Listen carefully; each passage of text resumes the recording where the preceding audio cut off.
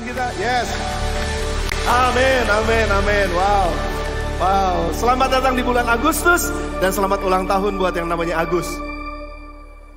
Dan sebelum saudara duduk, saya mau saudara lihat kiri kanan saudara. Lalu coba saudara sapa mereka, tanya mereka, pagi ini makan apa? Coba tanya dulu, pagi ini makan apa? Pagi ini makan apa?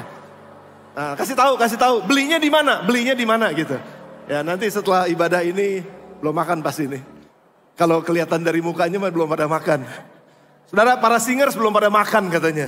Jadi setelah ini mereka pasti akan makan. Mari tepuk tangan sekali lagi buat Tuhan yang ada di tengah-tengah kita. Tuhan Yesus dimuliakan. Amin. Silakan duduk kembali saudara yang dikasihi Tuhan. Selamat pagi. Terima kasih buat teman-teman yang sudah melayani.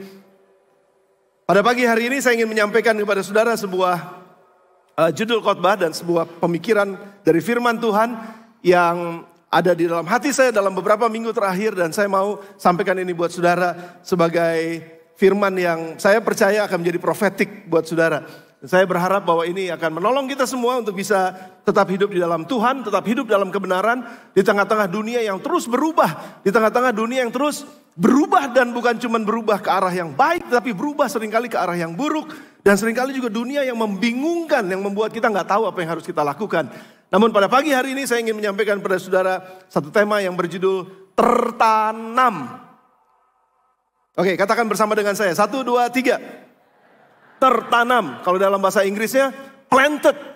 Tertanam. Dan ini penting banget saudara. Sebagai orang Kristen di akhir zaman ini. Sebagai murid Kristus di akhir zaman ini. Kita kudu, kita harus, kita mesti tertanam. Kalau enggak kita akan diombang-ambing. Kalau kita enggak kuat tertanam. Maka kita akan bisa gampang untuk dicabut dan gampang untuk menjadi kacau kehidupan kita. Dan saya mau kita memulai dengan kitab Yohanes pasal yang ke-15. Ayat yang pertama sampai dengan ayatnya yang ke-8. Sudah saya siapkan di atas.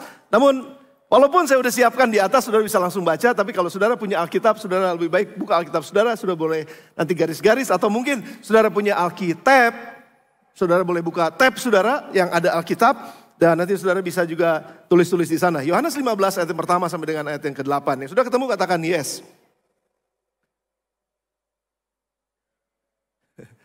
Oke.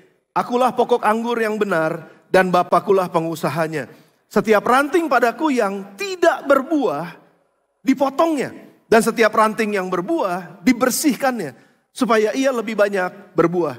Kamu memang sudah bersih karena firman yang telah kukatakan kepadamu. Ayat 4, tinggallah di dalam aku dan aku di dalam kamu. Sama seperti ranting tidak dapat berbuah dari dirinya sendiri kalau ia tidak tinggal pada pokok anggur. Demikian juga kamu tidak berbuah jikalau kamu tidak tinggal di dalam aku.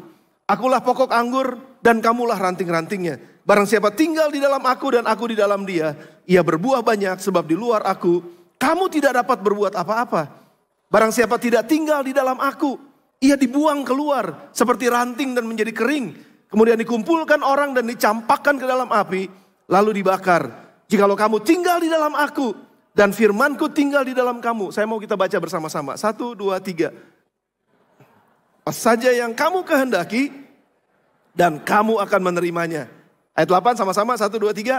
Dalam hal inilah Bapakku dipermuliakan.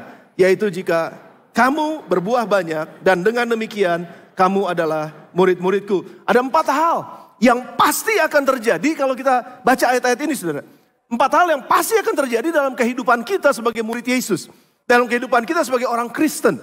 4 hal ini pasti terjadi kalau kita diam di dalam Tuhan. Kalau kita tertanam di dalam Dia.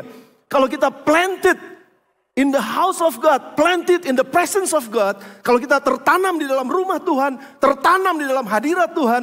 Tertanam di dalam kehidupan kerohanian kita dengan baik. Maka 4 hal ini pasti akan terjadi. Oke, ada 4 poin. Namun in between dari 4 poin itu ada satu hal juga yang pasti terjadi jika kita tidak tertanam di dalam Yesus. Jika kita tidak hidup di dalam Yesus. Jika kita nggak hidup di dalam hadiratnya. Jika kita nggak hidup di dalam kebenarannya. Satu hal ini pasti akan terjadi. Dan kita akan lihat contohnya di dalam dunia ini. Oke, saudara siap untuk ini? Saudara kurang antusias. Yang siap katakan yes.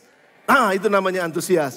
Yang pertama saudara, prinsip yang pertama adalah kalau kita tinggal di dalam Tuhan, kalau kita tinggal di dalam Yesus, kalau kita hidup di dalam firman-Nya, kalau kita hidup di dalam hadirat Tuhan setiap saat, setiap hari, maka hal pertama yang pasti akan terjadi adalah kita akan diproses. Itu prinsip, saudara. Jadi ada orang Kristen yang katakan, oh kalau tinggal di dalam Tuhan itu enak, semuanya serba gampang, semuanya serba enak, gak mungkin ada kesusahan, gak mungkin ada penyakit, gak mungkin ada kesedihan. Oh, kita lihat saudara, apa yang terjadi dalam Yohanes 15 ayat yang kedua. Saya bacakan lagi sekali lagi buat saudara. Setiap ranting padaku yang tidak berbuah, diapain saudara? Dipotong. Dan setiap ranting yang berbuah, dibersihkannya supaya ia lebih banyak berbuah. Saudara, satu kali Tuhan Yesus bilang di dalam kitab Matius, kalau matamu menyesatkan engkau, kalau matamu nih membuat engkau masuk neraka, matamu itu mesti dicungkil.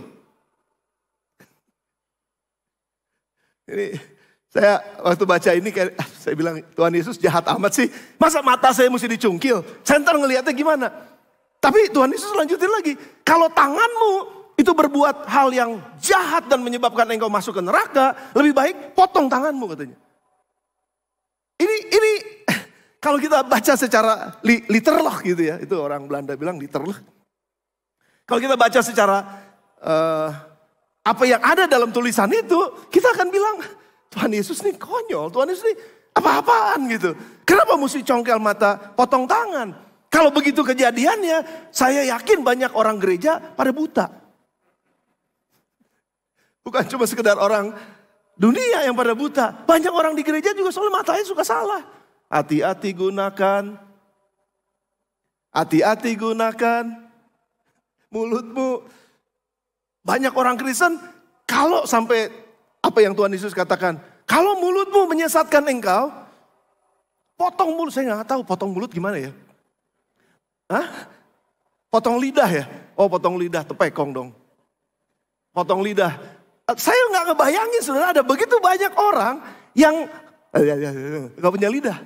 Ada begitu banyak orang nggak bisa ngelihat. Ada begitu banyak orang nggak punya tangan. Tapi apa maksudnya saudara? Tentu aja Tuhan Yesus sedang bicara mengenai karakter. Tuhan Yesus sedang bicara mengenai apa yang ada dalam kehidupan kita, apa yang ada dalam pikiran kita, yang menyebabkan kehidupan kita jadi susah.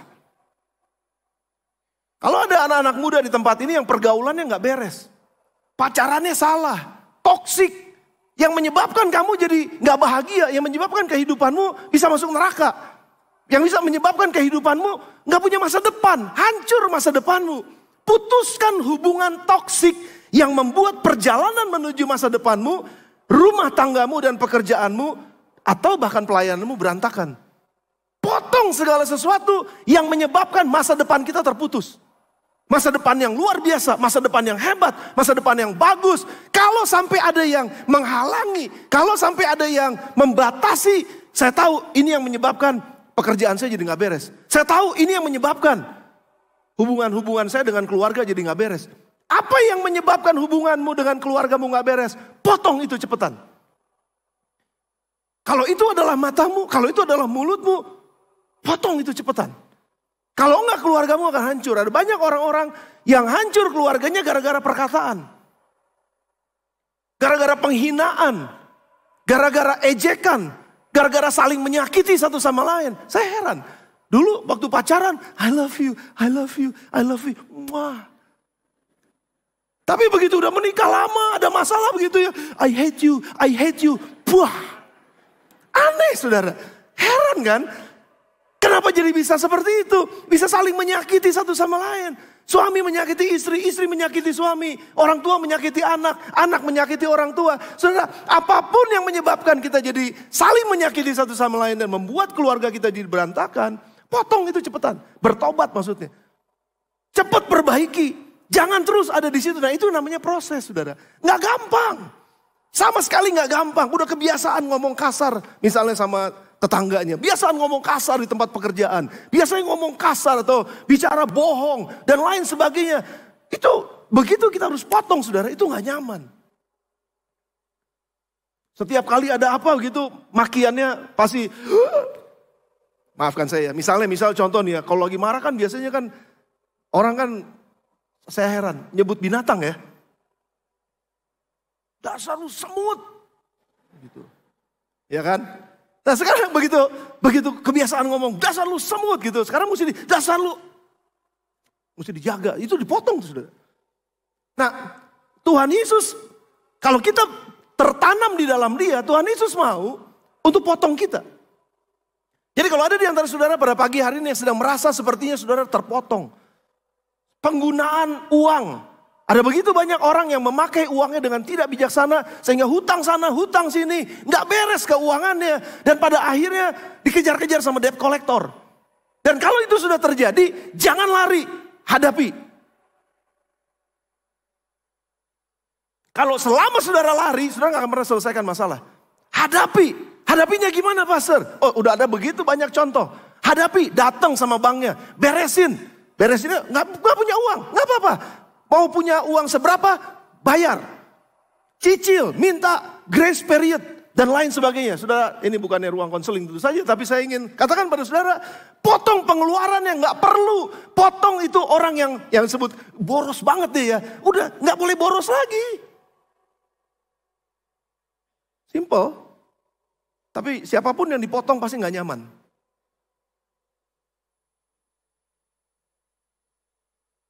Senggol kiri kanan yang bilang, dia lagi ngomong sama kamu bukan?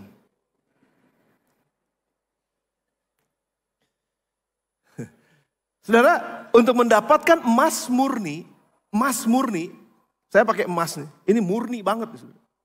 Berapa karatnya? 23 ya, kalau 24 melewat katanya ya. 23 karat, ini murni banget. Saudara, ini gak akan pernah ada berharga, gak akan pernah jadi berharga kalau ini gak pernah diproses. Betul? Saya pernah kerja di satu bank lalu membiayai sebuah usaha penambangan emas. Jadi kunjungan usaha lihat, itu gak kelihatan, mana emasnya gitu, gak kelihatan. Batu-batu aja gitu, tapi kotor gitu ya. Dan pada akhirnya dibersihin, ini yang hebat sudah, dibakar. Dibakarnya berapa derajat? Bukan 100 derajat. Dibakarnya bisa sampai 300, 400 derajat Celcius panasnya. Kes, dihantam semua sehingga yang kotor itu betul-betul hilang. Betul-betul terpisahkan. Itu dibersihkan namanya saudara. Dan pada akhirnya apa yang keluar? Yang murni yang akan keluar. Kehidupan saudara yang murni akan keluar ketika semua yang buruk dipotong. Terima kasih buat amin saudara. Kehidupan kita yang gak beres, kehidupan kita yang berantakan, itu akan tertata rapi. Kehidupan kita akan jadi kehidupan yang luar biasa. Kehidupan yang akan menghasilkan buah, nanti saya bahas di belakangnya. Kalau kita mau diproses oleh Tuhan, jangan lari ketika Tuhan memproses kita. Jangan hindari perjalanan proses. Anak-anak muda, khususnya yang masih kuliah, kalian akan ngerjain ada begitu banyak hal. Saya lagi musim-musim anak-anak lagi magang kan, udah mulai magang. Ya, ini saudara, itu magang adalah latihan di mana kita diproses untuk jadi orang yang kuat nanti waktu kerja sesungguhnya. Perhatiin baik-baik. Generasi sekarang ada begitu banyak pemimpin perusahaan yang ngomel-ngomel. Kenapa? Baru kerja 1-2 hari, baru magang 1-2 hari, udah berhenti. Berhentinya apa? Nggak hilang aja gitu, nggak ngomong apa-apa, di ghosting. Betul saudara, kemana ini anak? Gak tahu kemana, kenapa? Capek kerjanya, berat kerjanya. Welcome to the real world. Dunia ini berat. Dunia ini susah memang. Kalau kita gak kuat, kita gak akan menang. Makanya gimana kita bisa kuat? Tertanam dalam Tuhan. Dan tertanam di dalam Tuhan, salah satu cirinya adalah prinsipnya kita akan diproses. Supaya kita jadi kuat. Sekali lagi, kalau ada di antara saudara yang sedang mengalami ini, susah banget. Pastor, saya lagi ngadepin hal yang susah. Hang on, bertahan di situ. Tetap ada dalam Tuhan. Lakukan firman dengan sungguh-sungguh dan minta Roh Kudus kuatkan saya. Saya butuh kekuatan dari Tuhan. Kekuatan supernatural yang mengalahkan kekuatan natural. Kekuatan natural saya terbatas. Tapi kekuatan supernatural tidak terbatas. Dan kalau dia bersama dengan saya, siapa yang akan menjadi lawan saya? Itu firman Tuhan, saudara. Sudah bersama dengan saya? Poin pertama, kalau kita tertanam di dalam Tuhan, kita pasti akan diproses. Yang kedua, saya mau fokus di sini, saudara. Agak lebih panjang nanti di sini. Proses yang kedua atau prinsip yang kedua adalah ketika kita ada di dalam Tuhan, kita akan menyatu dengan Dia. Yohanes 15 ayat yang keempat. Saya kasih bold untuk apa yang saya mau tekankan. Ayat yang keempat. Tinggallah di dalam aku dan aku di dalam kamu. Tinggal di dalam aku dan aku di dalam kamu. Sama seperti ranting tidak dapat berbuah dari diri sendiri kalau ia tidak tinggal pada pokok anggur. Demikian juga kamu tidak berbuah jikalau kamu tidak tinggal di dalam aku. Jadi tinggallah di dalam aku. Saudara, ada satu hal yang saya mau ingatkan kembali saudara. Saya pernah sampaikan ini beberapa waktu yang lalu. Apa yang keluar dari sesuatu bergantung hidup pada sesuatu. Dan akan mati, ketika dia mati akan kembali kepada sesuatu. Oke, saya mau saudara perhatikan ini baik-baik. Segala sesuatu, apapun yang keluar dari sesuatu, bergantung hidup pada sesuatu. Dan ketika dia mati, dia akan kembali kepada sesuatu. Saudara perhatikan ini, kejadian, saya cepat ya. Kejadian 1 ayat yang ke-11. Ketika Tuhan menghendaki buah-buahan, ketika Tuhan menghendaki tumbuh-tumbuhan, maka dia berfirman kepada tanah. Kejadian 1 ayat yang ke-11, kalau saudara perhatikan di situ. Berfirmanlah Allah kepada tanah ya, hendaklah tanah, hei tanah, tumbuhkan tunas-tunas muda, tumbuhkan yang berbiji. Segala jenis pohon buah-buahan yang menghasilkan buah yang berbiji, supaya ada tumbuh-tumbuhan di bumi, dan jadilah demikian. Ketika Tuhan mau pohon-pohonan, ketika Tuhan mau buah-buahan yang berbiji, dia berfirman kepada tanah. Pohon dan pohon buah-buahan itu keluar dari tanah. Perhatikan, keluar dari tanah. Apapun yang keluar dari sesuatu, ini keluar dari tanah. Bergantung hidup pada tanah. Oke? Bergantung hidup pada tanah. Dan ketika nanti dia mati, dia akan kembali kepada tanah. Oke? Jelas? Jelas? Oke. Now, sekarang yang kedua. Ketika Tuhan menginginkan semua yang hidup di dalam air. Entah ikan kan, entah apa segala macam. Dari dalam air. Lalu Tuhan berfirmannya kepada siapa? Kepada air. Hendaklah dalam air berkeriapan makhluk yang hidup. Mulai tumbuh, mulai keluar dari dalam air. Tuhan berfirman kepada air.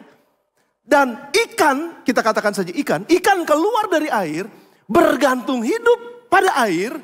Dan waktu dia mati, kembali kepada air. Jelas? Nah,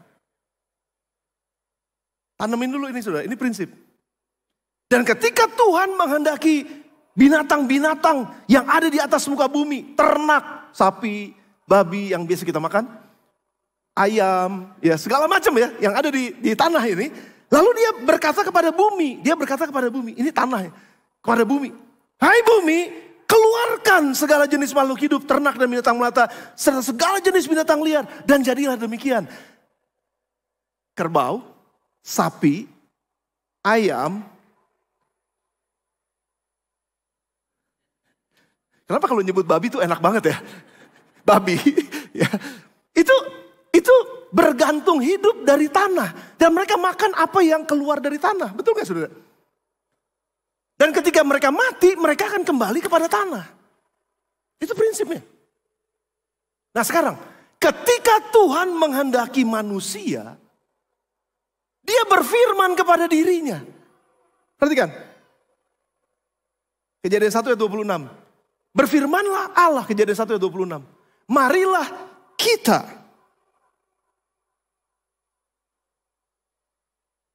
Halo?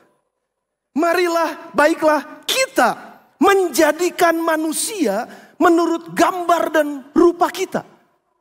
Tuhan berfirman kepada dirinya sendiri. Lalu di ayat 27, maka Allah menciptakan manusia itu menurut gambarnya, menurut gambar Allah diciptakannya dia. Laki-laki dan perempuan. Nggak ada they. He or she. Nggak ada they.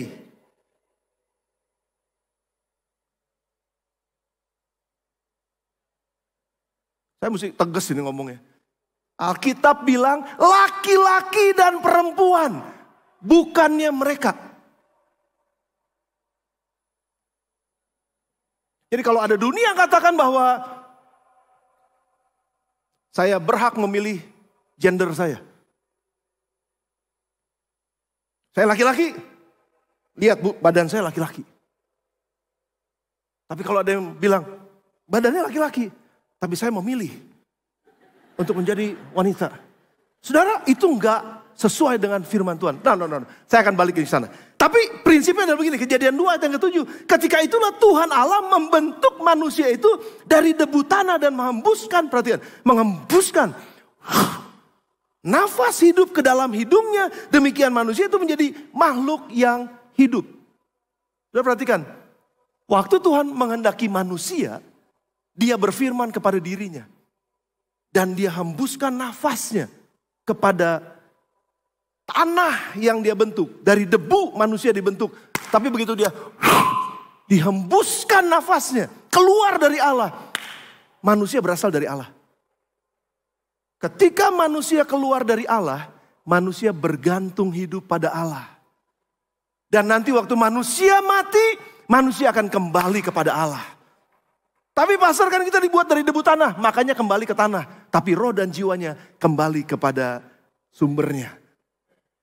Kalau kita mati, kita pasti kembali pada Tuhan. Tapi kalau nggak percaya kepada Yesus, nggak tahu kemana perginya. Hilang aja gitu, nggak tahu kemana.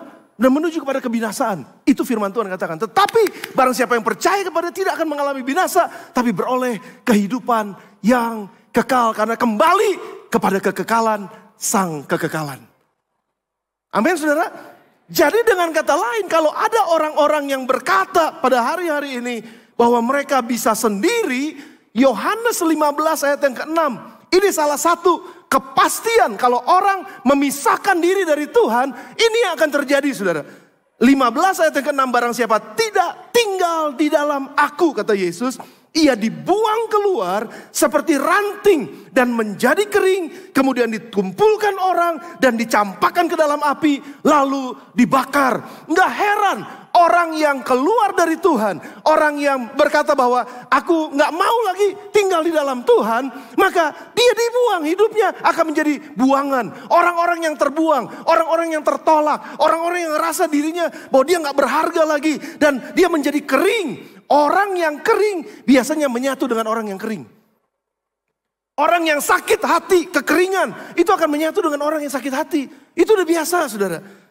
Dan kemudian dikumpulkan kan, waktu mereka dikumpulkan, dicampakkan ke dalam api. Makanya ngalamin ada begitu banyak api dalam hidupnya. Ada begitu banyak kesulitan-kesulitan yang membuat dia bukannya keluar sebagai pemenang, tapi dia keluar sebagai orang yang kalah karena dibakar.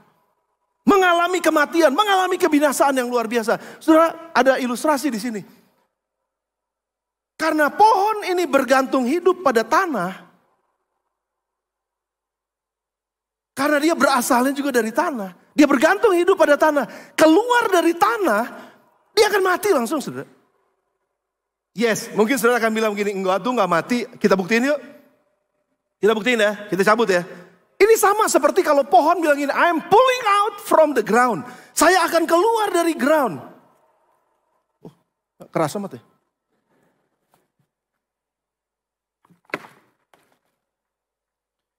Mati gak? Enggak tuh. Enggak mati, masih begini kok. Gak apa-apa, tungguin aja sebentar. Saudara tunggu sampai jam 6 sore ntar ya. Saudara datang lagi, saudara lihat apa yang terjadi dengan pohon ini. Karena memang kematian itu bertahap.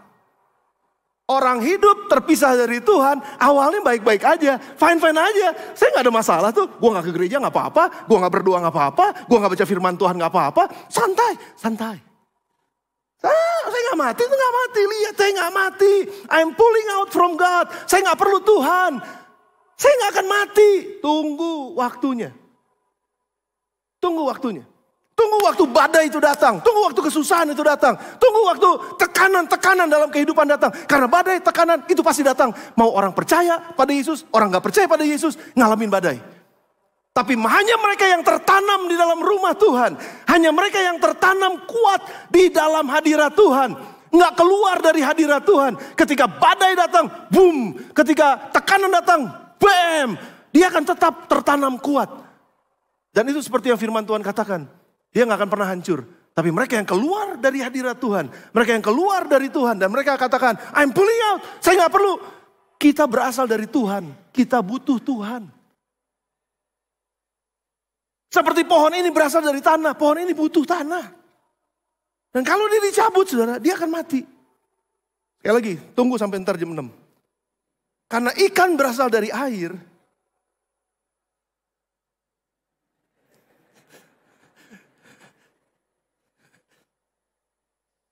Ikan berasal dari air. Lalu dia bilang ini, gue mau keluar dari air. Bosan gue. Gue sirik tuh sama jangkrik. Tuh jangkrik enak-enakan hidup di tanah. Gue di air kerendam terus. Gue gak mau di situ, gue bosan. Gue mau keluar. Gue mau keluar. Gue mau keluar. Gue mau keluar. Hidup gak? Masih hidup tuh. Masih tuh. Tapi saya gak tega. Saya gak tega masukin lagi. Mati gak dia? Kalau dia keluar dari sumbernya, dia mati. Demikian dengan kita manusia. Kalau kita keluar dari sumbernya, kita pasti akan ngalamin kematian. Saudara, kita gak bisa lihat kematiannya langsung. Tapi itu gradually. Semakin hari kok semakin jauh dari Tuhan. Semakin hari kenapa penuh dengan kekecewaan. Semakin hari penuh dengan kemarahan. Semakin hari penuh dengan kebimbangan. Semakin hari penuh dengan ketidakpastian. Semakin hari penuh dengan tidak ada harapan. Kok kayaknya buat apa gua hidup? Ngapain apa? Hilang tujuan hidup. Orang yang terpisah dari Tuhan pasti akan mengalami kehilangan tujuan hidup. Kerja setiap hari. Wah, capek banget, gue udah kerjain ini, gue kerjain itu. Udah dapat uang banyak, gak puas. Tetap ada sesuatu yang kosong. Karena apa? Yang kosong itu cuma bisa diisi oleh Tuhan. Ada meaning, ada satu signifikan di dalam kehidupan kita kalau kita tertanam di dalam Tuhan. Kita mungkin gak akan jadi kaya raya gitu dengan banyaknya uang dan lain sebagainya. Tapi kita kaya dengan kemurahan. Kita kaya dengan damai. Kita kaya dengan ketenangan. Kita kaya dengan semua yang Tuhan berikan dengan sukacita yang luar biasa. Kita dipenuhi oleh itu, saudara. Dan itu orang-orang yang tertanam di dalam Tuhan. Kekayaan, jabatan, kehormatan dan lain sebagainya di dalam masyarakat. Itu adalah akibat kalau kita bisa tertanam dalam Tuhan. Dan semua orang bisa mendapatkan itu. Sekali lagi, semua orang bisa mendapatkan semua kekayaan, semua jabatan yang bagus, pekerjaan yang hebat dan lain sebagainya. Semua orang bisa dapatkan. Tapi tunggu tanggal mainnya. Seberapa banyak akan terus bertahan di tengah-tengah tekanan yang akan dihadapi. Di tengah-tengah sulitnya dunia ini. Siapa yang akan bertahan? Hanya mereka yang terus tertanam di dalam Tuhan. Saudara, yang jadi masalah sekarang adalah orang nih lagi mau independen terhadap Tuhan. Orang nih mau keluar. I'm pulling out from God. Gue gak perlu Tuhan. Gue gak perlu agama-agamaan. Well, memang agama gak pernah menyelamatkan. Hanya Yesus yang menyelamatkan. Tetapi kita mengerti bahwa agama di dalam dunia ini mengajarkan semua yang baik dengan tujuan bermaksud yang baik. Tapi pada kenyataannya manusia tetap buruk dan hanya butuh juru selamat, bukan butuh agama. Butuh juru selamat dan namanya Yesus dan dia menunjukkan jalannya buat kita. Jadi ketika kita percaya kepada Tuhan Yesus, maka kita akan hidup bergantung sama dia. Tapi yang jadi masalah dunia ini terus menarik banyak orang untuk independen terhadap Tuhan. Walaupun disebut orang beragama. Tapi nggak perlu Tuhan seolah-olah. Yang penting saya punya uang. Yang penting saya punya kekuasaan. Yang penting saya punya jabatan. Yang penting saya punya semua yang saya butuhkan. Saya udah aman. Saudara, itu namanya roh independen. Saudara ingat kenapa Lucifer jatuh? Karena roh independen. Dia katakan aku mau naik ke tempat yang tinggi. Aku mau menyamai yang maha tinggi. Aku mau naik ke utara dan lain sebagainya. Aku mau duduk di tempat yang tinggi dan lain sebagainya. Dia mau menyamai Tuhan. Dia mau menjadi seorang yang saya gak butuh Tuhan loh. Tapi saya adalah Tuhan. Itu roh independen, saudara. Dan ada begitu banyak manusia hidup dalam dunia sekarang menginginkan independensi. Dan karena roh independen yang mau menyaingi Tuhan ini, maka mereka meninggalkan Tuhan, mereka meninggalkan kebenaran, mereka meninggalkan firman Tuhan yang jelas itu adalah kehidupan. Mereka tinggalkan itu dan mereka gak mau tahu. Ada begitu banyak orang sekarang katakan apa? Alkitab itu out of date. Alkitab itu kita udah gak perluin. Kenapa? Kuno. Itu bukan pemikiran yang modern. Kenapa? Karena ada roh independen. Maka lahirlah dari situ apa yang disebut dengan liberalism. Saya mau tunjukin sama saudara ya. Liberalism adalah pemikiran baik sebetulnya yang lahir akibat adanya penindasan terhadap sesama manusia. Kita tahu ada banyak orang-orang yang menjadi budak pada zamannya. Lalu mereka diperlakukan tanpa peri kemanusiaan. Lalu mulailah timbul perasaan saya ingin bebas, saya ingin merdeka. Saya kan manusia merdeka, saya kan manusia bebas. Mulai terjadi pemberontakan sana, terjadi aksi-aksi yang menyatakan bahwa kami adalah orang yang merdeka. Itu tindakan itu pada akhirnya menjadi satu filosofi yang disebut dengan liberalisme. Karena kami juga punya hak sebagai manusia untuk memiliki tanah. Kami punya hak sebagai manusia untuk bekerja. Kami punya hak sebagai manusia untuk hidup.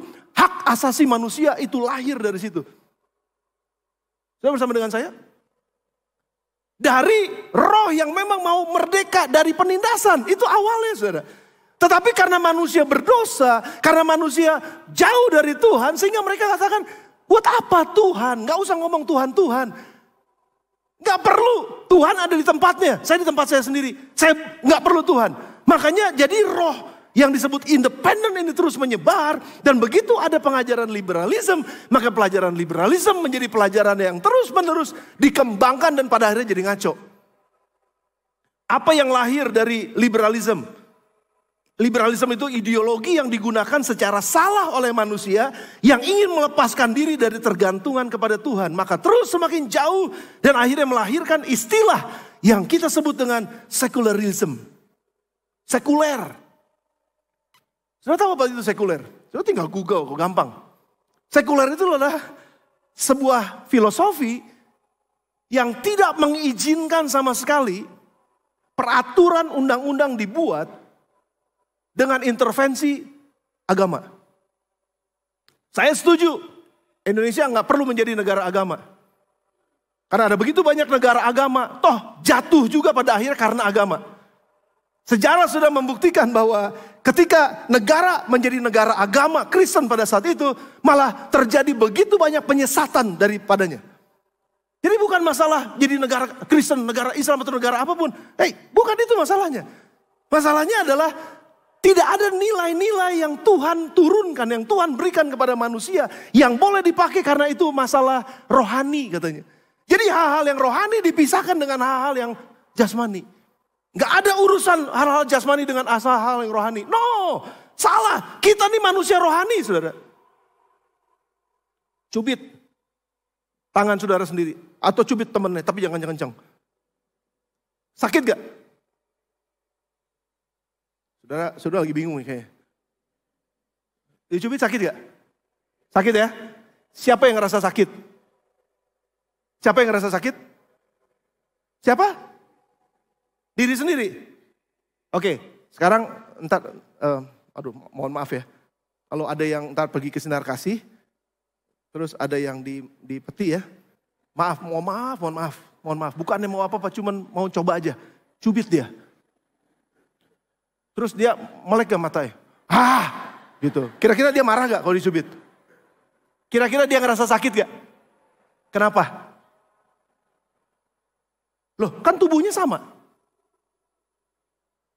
Ya kan? Tubuhnya sama kan? Yang, maafkan. Yang ada di peti mati, sudah mati. Kan tubuhnya sama. 15 menit yang lalu dia masih hidup. Dicubit, sakit. Terus 15 menit kemudian dia meninggal. Kan tubuhnya sama. Terus cubit. Sakit gak? Jawab sakit gak? Sakit gak? Kok tahu? Karena kita belum mati. Jadi siapa yang mati? Roh dan jiwa di dalam. Yang bisa rasain.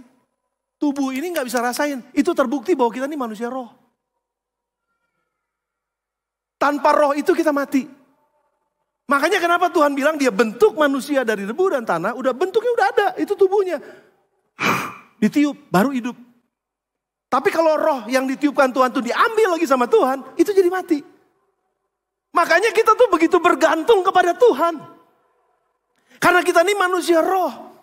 Jadi jangan bilang bahwa hal yang rohani itu gak penting. Selama kita hidup dalam dunia ini yang penting mah jasmani. Siapa bilang kita hidup karena roh.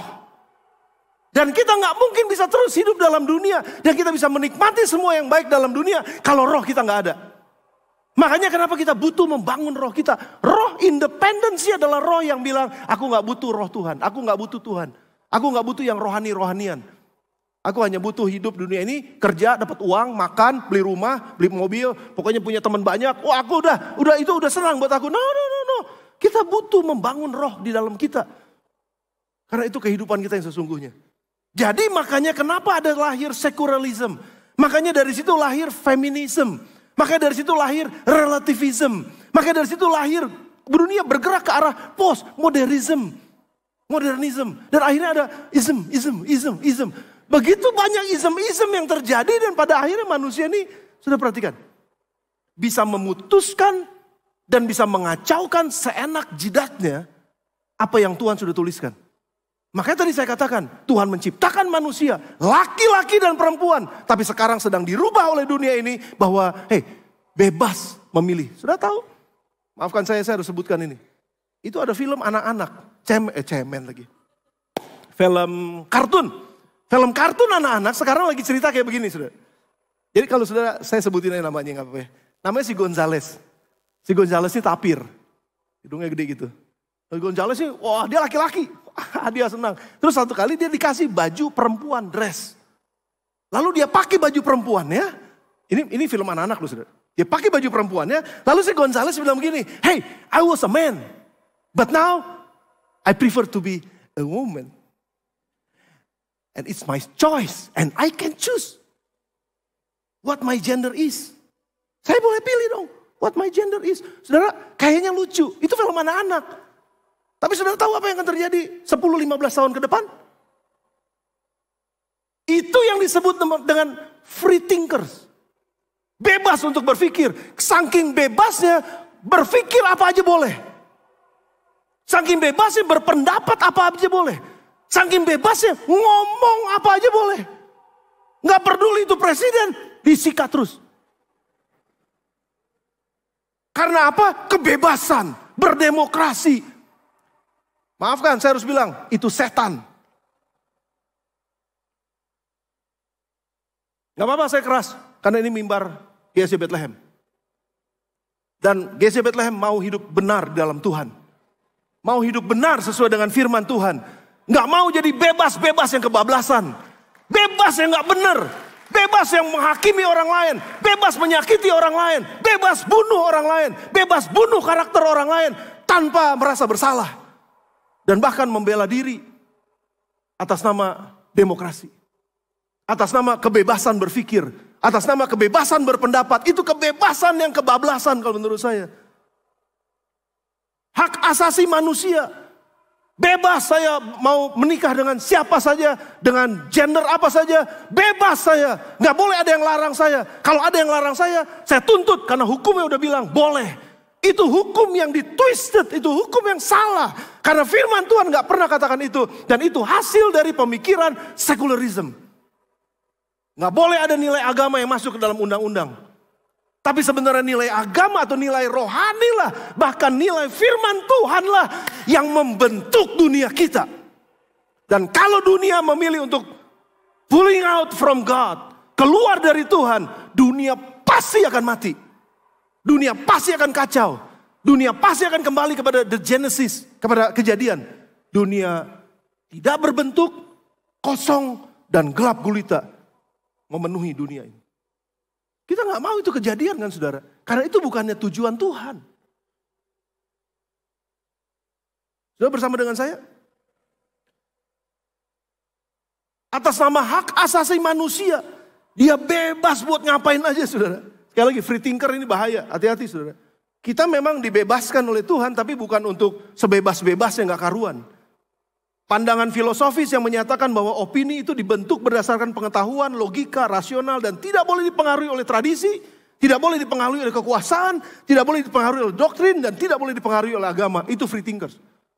Sudah bisa bayangkan gak? Kalau manusia yang berdosa, yang jauh dari Tuhan, memilih untuk terpisah dari Tuhan dengan hidupnya sendiri, dengan tujuannya sendiri, dengan kejahatan yang terjadi dalam dunia ini, dan dia berpikir secara bebas. Gak ada batasan. Kacau dunia ini saudara. Apa yang terjadi ketika manusia pertama jatuh dalam dosa? Keluarga pertama jatuh dalam dosa. Apa yang terjadi? Yang terjadi pertama adalah pembunuhan saudara. Dan itu pikiran sudah mulai dikacaukan. Dan kalau itu terus dilakukan, kalau itu terus dan tidak dihalangi, kalau itu terus dan tidak di stop, tidak dipotong saudara. Maka manusia akan semakin jauh dari Tuhan dan akan mengalami kehancuran yang luar biasa. Apa yang Alkitab katakan tentang kemerdekaan atau independent atau liberty atau freedom? Apa yang Alkitab katakan? 2 Korintus pasal yang ketiga ayat yang ke-17 dan 18. Sebab Tuhan adalah roh. Dan di mana ada roh Allah, di situ ada kemerdekaan. Katakan amin saudara. Di mana ada roh Allah, di situ ada kemerdekaan. Kemerdekaan seperti apa? Lihat saudara. Dan kita semua mencerminkan kemuliaan Tuhan dengan muka yang tidak berselubung. Dan karena kemuliaan itu datangnya dari Tuhan yang adalah roh. Maka, perhatikan saudara, kita diubah menjadi serupa dengan gambarnya dalam kemuliaan yang semakin besar. Kemerdekaan buat kita seharusnya memimpin kita kepada perubahan ke arah yang lebih baik. Bukan kemerdekaan sembarangan yang dilakukan dan pada akhirnya menuju kepada kerusakan dan kehancuran yang permanen.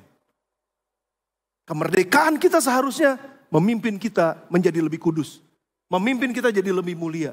Kemerdekaan kita adalah kemerdekaan dari rasa marah. Kemerdekaan dari rasa tersinggung. Kemerdekaan dari rasa khawatir. Kemerdekaan dari rasa takut. Kemerdekaan dari depresi. Kemerdekaan dari intimidasi. Saya free from them.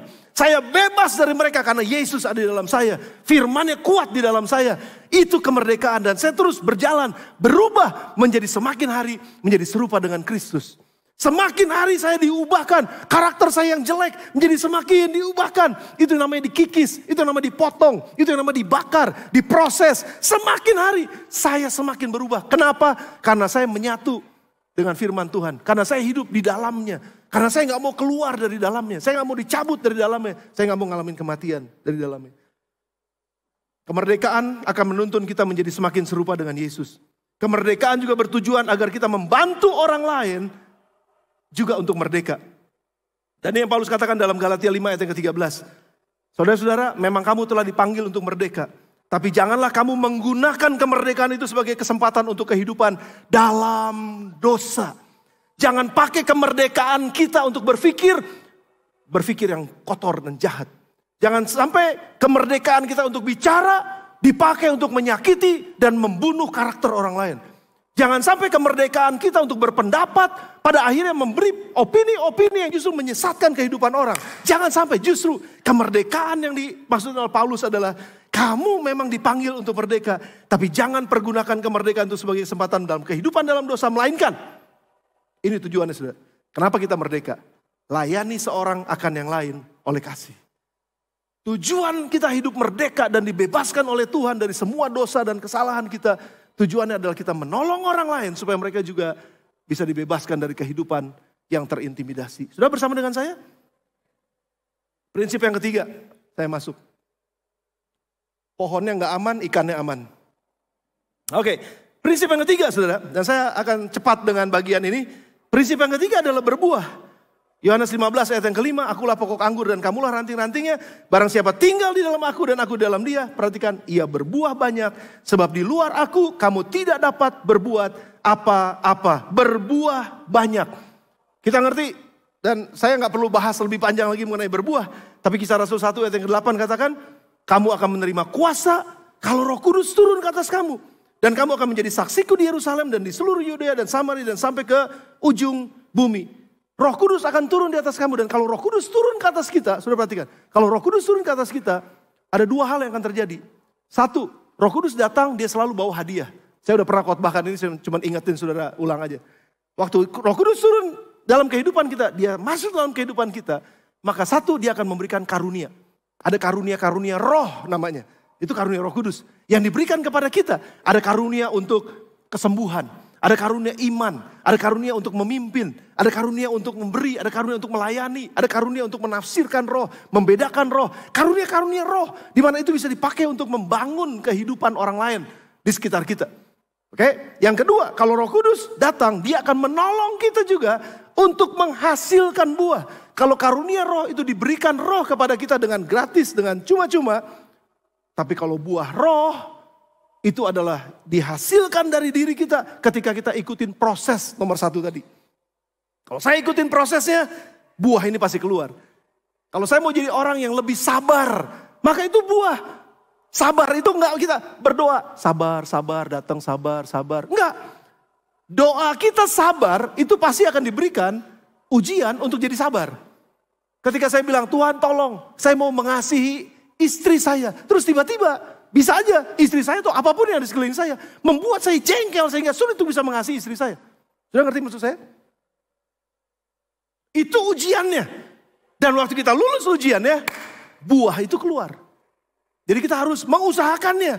Dan kalau Roh Kudus turun di atas kita, karunia roh akan jadi buah roh akan dilahirkan. Dan kalau kita terus lakukan ini saudara, kehidupan kita akan menjadi kehidupan yang menghasilkan buah. Galatia 5 ayat yang 22 dan 23. Tapi buah roh ialah kasih, sukacita, damai sejahtera, kesabaran, kemurahan, kebaikan, dan kesetiaan. Kelemah lembutan, penguasaan diri. Tidak ada hukum yang menentang hal-hal itu. Ini akan terjadi dalam kehidupan kita. Penguasaan diri, kita bisa menguasai diri kita. Menguasai terhadap keinginan ini. Menguasai untuk penggunaan ini yang gak perlu. Menguasai diri dengan kesabaran. Menguasai diri untuk tidak berpikir yang salah. Menguasai diri untuk jadi panjang sabar. Menguasai diri untuk bisa mengasihi sesama. Bisa mengasihi pasangan dan lain sebagainya. Itu adalah buah roh yang akan terjadi dalam kehidupan kita. Yang terakhir, dan saya akan tutup dengan ini. Prinsip yang keempat, saudara. Prinsip yang keempat, kita akan didengar dan dijawab oleh Tuhan. Yohanes 15 ayat yang ke-7. Jikalau kamu tinggal di dalam aku dan firmanku tinggal di dalam kamu, mintalah apa saja yang kamu kehendaki dan kamu akan menerimanya. Percaya, katakan amin, saudara. Mintalah apa saja yang kamu kehendaki dan kamu akan menerimanya. Ini adalah prinsip doa. Kalau ada di antara kita yang saat ini katakan, pastor saya udah berdoa, tapi kenapa gak dijawab-jawab? Kemungkinan besar doanya salah. Tuhan, saya berdoa minta istri baru. Itu doa yang salah. Pasti Tuhan gak jawab. Kalaupun itu terjadi, bukan jawaban doa. Usaha sendiri. Oke, sudah jelas ya maksudnya ya. Tuhan, saya mau ini, saya mau itu. Tapi itu gak sesuai dengan kehendak Tuhan. Itu berdosa, itu salah. Melanggar nilai-nilai Tuhan. Waktu berdoa terus gak dijawab. Jangan salahin Tuhan. Karena itu kesalahan sendiri. Ya, itu jelas ya saudara ya. Tapi Tuhan, saya lagi berdoa buat ini. Kenapa Tuhan gak jawab? Berdoanya udah bener. Berdoa sesuai dengan apa yang Tuhan mau. Saudara, ini prinsip yang terakhir. Kalau kita ada di dalam Tuhan, Dia pasti dengar dan Dia pasti jawab. Tapi bagaimana caranya Tuhan mendengar dan Tuhan menjawab? Mazmur 66.